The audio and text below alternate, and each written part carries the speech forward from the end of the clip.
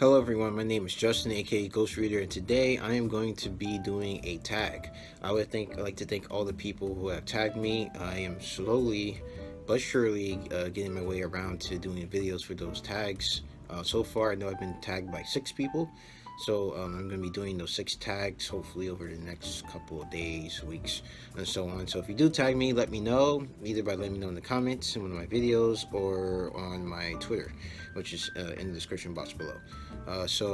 Today I'm going to be doing the I Am a Reader tag. And I was tagged by Chrissy BooksandBerries. So thank you for the tag. Thank you very much. So it is, I believe, 1, 2, 3 series of, I think it's 9 questions. So let's go ahead and get started. So the first is choose one word that describes a reader. And I'm going to say thoughtful. Because we all, when we read, and after we finish reading, during we're reading, we all, take time to think about what we've read, whether we liked it, didn't like it, whether we think it was the greatest book we ever read, the worst book we've ever read. We think about the themes, the characters. Sometimes you think about how things would have been different if we wrote the book. So I think we're all very thoughtful people who read books, because we think about the world and information that we've read and think about. So question 2, what was the very first book you fell in love with? And I did think really hard about this one, but the book that I eventually remembered being the first one that I fell in love with was Hatchet by Gary Paulson. This was still one of my favorite books. I haven't read it in a really long time, and I'm actually going to try, I don't know if I will, reread this month for the rereadathon. I didn't add that in my TBR because I had 6 other books which I'm behind reading on, so there's no guarantee I would get around to reading this for the rereadathon. But I read this in middle school and I absolutely loved it, and I want to see if I still love it today, if I read it today. Basically, there's a story about a boy who basically his plane crashes after the pilot has a heart attack, and he's left alone in, I believe, the Canadian wilderness, and he has to survive, and he survives out there for months. And it was a really good story that I really liked, survival story. So this is the first book that I remember falling in love with. Second question is hardcover or paperback. I actually don't have a preference, but I think I like paperbacks I like paperbacks because they're lightweight and they're really easy to carry. But for long-term long-term keeping, I prefer hardbacks, of course.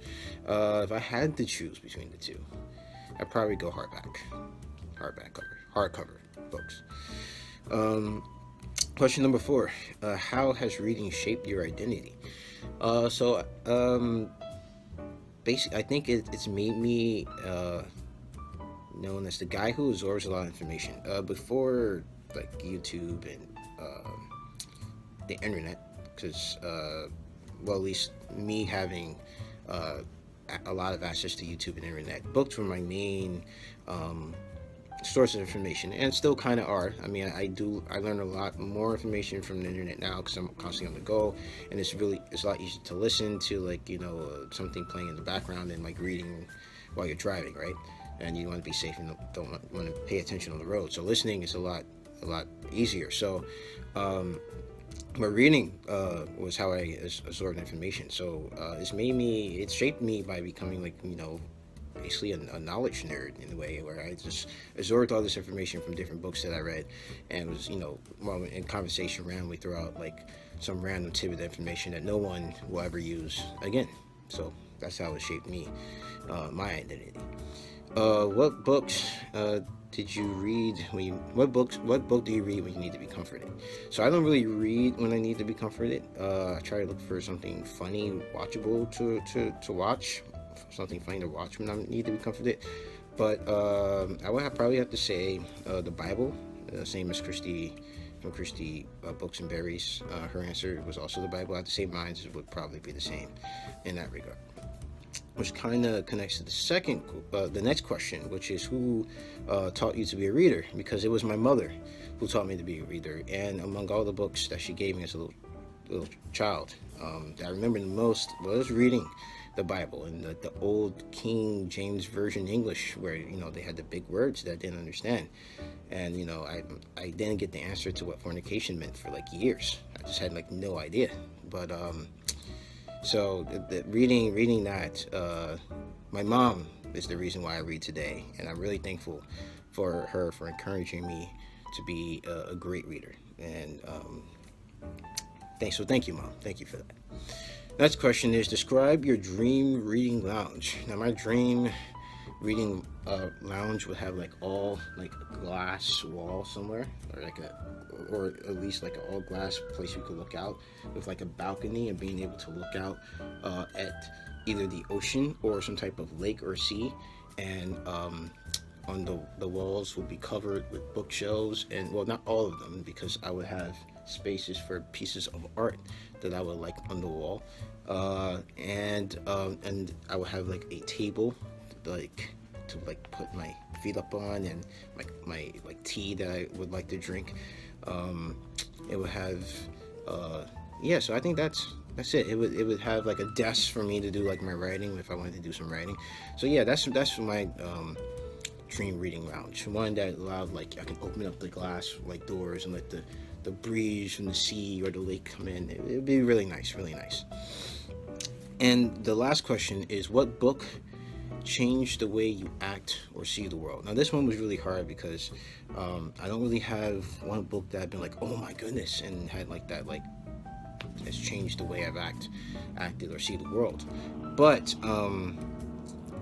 I've had books that have made me more aware of things, and made me more aware of things. And one of those books is one book that I've actually read or reading for February, which is the glare in this is bad. You can't see it. Is Native Son by Richard Wright, which I read already for February.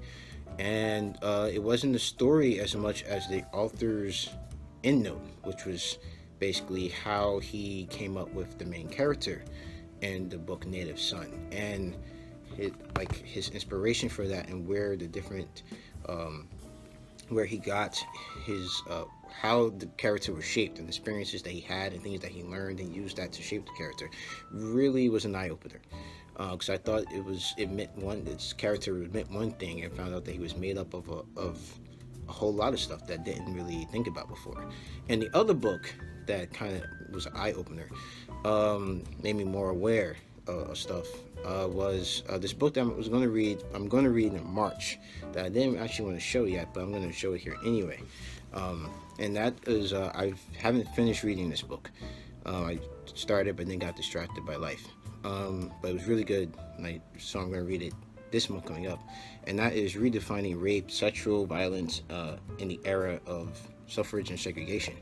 And it was really an eye-opener, looking at a period of women's rights that you don't really hear talked about. You hear a lot about like women fighting for suffrage and the right to vote, but you don't really hear about how they fought for equality when it came to sexual assault and harassment and rape. And we're still dealing with these issues today, which makes it really relevant today. So that was an eye-opener for when I read it, because I didn't ever really thought about the legal fight for this in the past, and that's basically what it's about. It's about the legal fights and the protests that they had, and them fighting in the courts to change laws in order to be better. And we're still fighting for that today. So that was a really eye-opener, and I'm going to read it and finish it in the month of March, because I felt it was something that was really relevant even today. And next month is also Women's History Month, so it's a really good historical piece as well.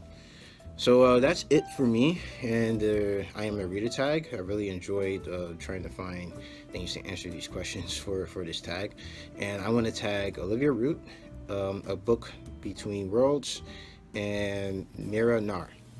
So if you see this video, you have been tagged, and I am reader tag. So if you like this video, please hit the like button. If you like this tag and you want to do it yourself, consider yourself tagged as well. And if you want to see more videos from me, please hit the subscribe button. And as always,